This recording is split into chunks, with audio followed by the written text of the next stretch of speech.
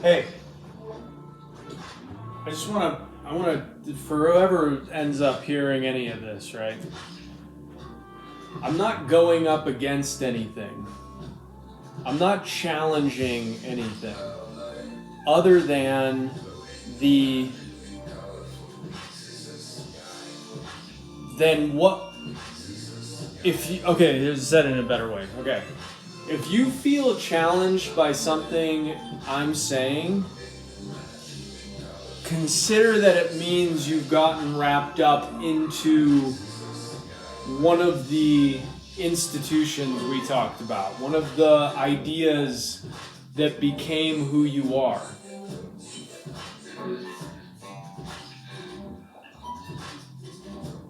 You get triggered by what I'm saying. Consider that there's just some fixed thing somewhere in your experience, sacred cow, if you will, right? I'm saying we all belong.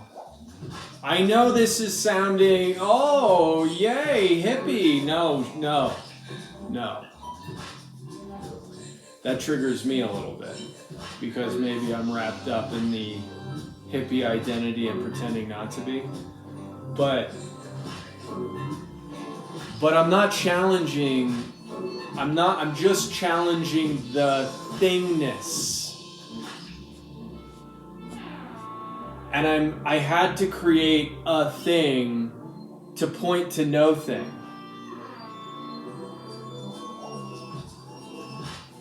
Because that's how we see, is through pointing, right? You point to something. I had to create a thing to show people no thing, like a vehicle. That's what, look, okay?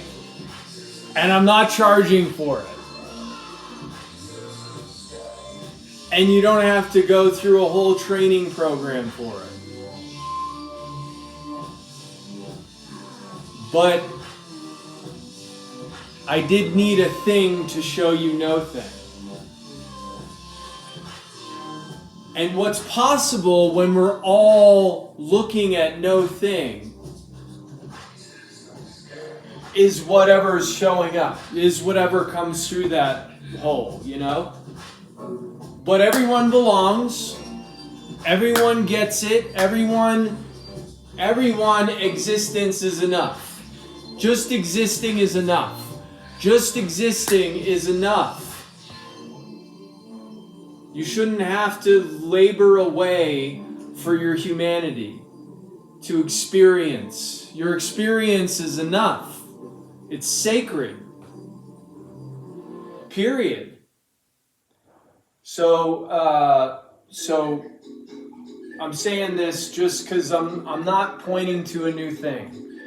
But what we're trying to do here is create a stream and a space where we can all come together and start to create together, right? Start to create the togetherness, because it's not everything's going to make sense to everybody.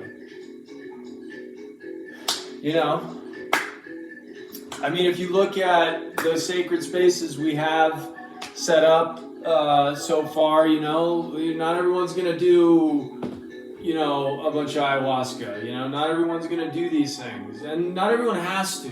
We know that, right? And we need a common ground. Not everyone's gonna go to India, not everyone's gonna go to Nepal, not everyone's gonna train for 20 years in something, you know? So we need common ground. We need common ground.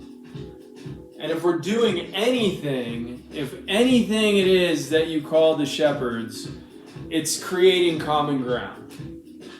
Where all of these sacred spaces come together, and we're just holding the space for all of these sacred spaces to come together. Non-denominational space holding.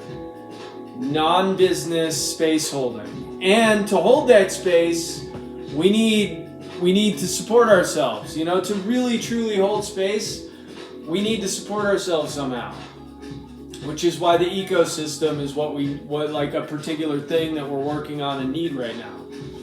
So Buzz and I don't have to, and Bubs, so we don't have to go work at the Safeway, you know, for 40 hours a week to pay for things. We need to find a way to do this completely conscious, completely the whole thing. And I can go into UPS and have extraordinary conversations. I did it for a year. It was amazing. It was so hard to hold both places. So what I get it, what if you go into an unconscious corporation, if you're in a corporation that's all about the numbers, which is most major corporations, it's you're having to play two roles. So when no one's looking, when the company's not looking, you're having, mind-blowing conversations with just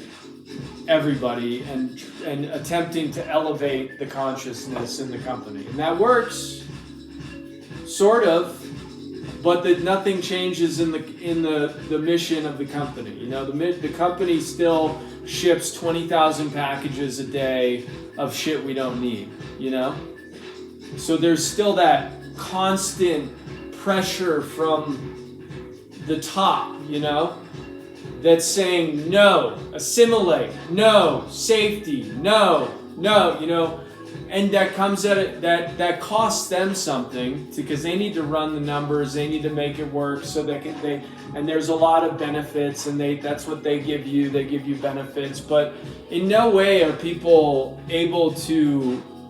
It's weird because you're selling your life for you're working overnight and you got the retirement and all that stuff after a few months or whatever, but are you going, one of the managers that I worked with, is in the hospital with extreme bout of cancer, And I just think working in an inhumane place, you're just going to die, in an because it's not natural. It's not a natural thing, but we're doing it because it makes money.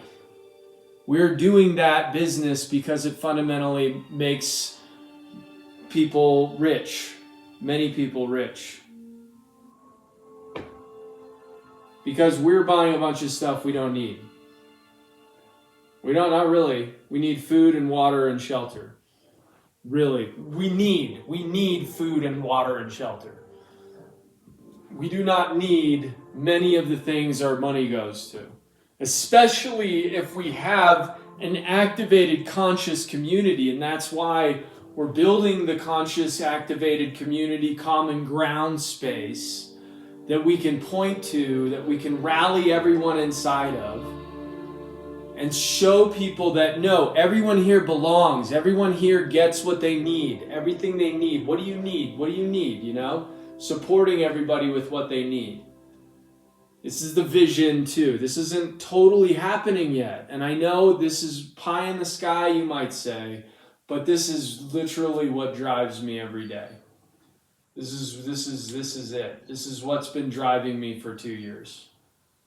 And actually before that, at some point in Chicago too. Some version of it. But still in the same vein of this is just for everybody. And we got to make it all work for everybody.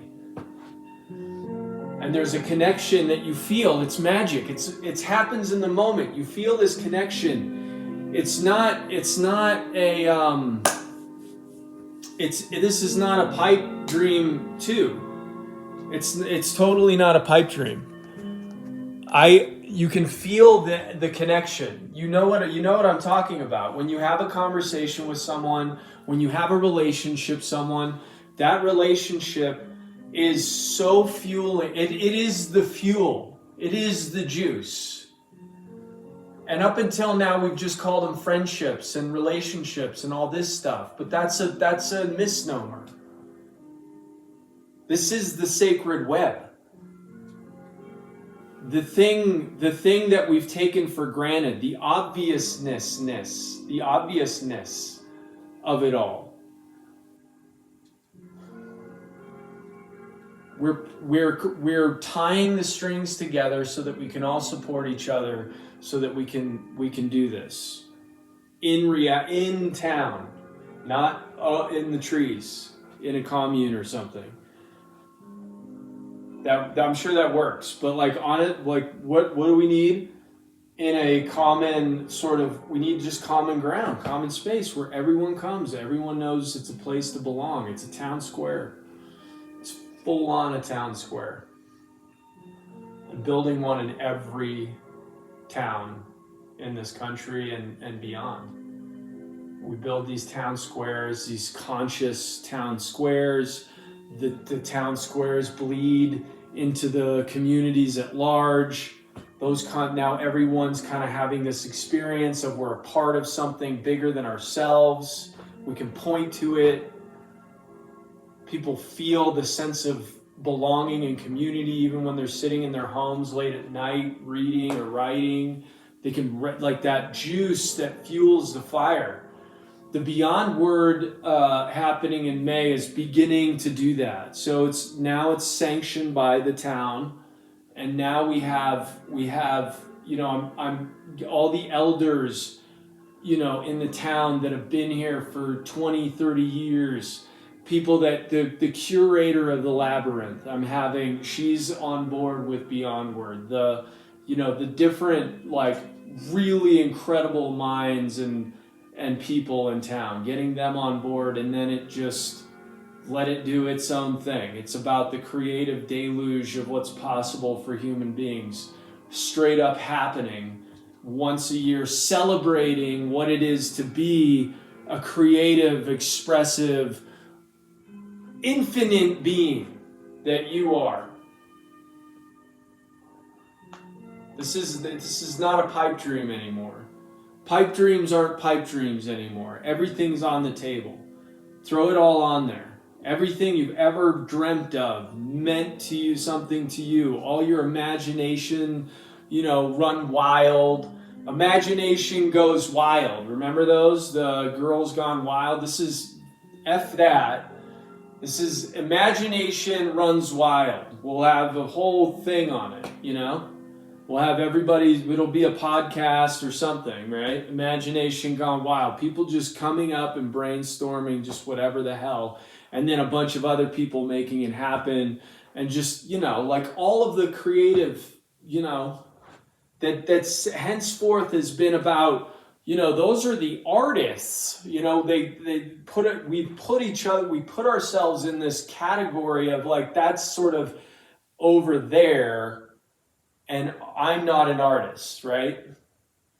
There is and there is not an artist, right? There are artists and there are not artists. That's what we did. We created categories. And it goes all the way back to myth 1. If you look at the deep dives, right? Myth 1 is real, no real. Real, not real. We sort of decided that at the beginning of modern society. There's real and there's not real.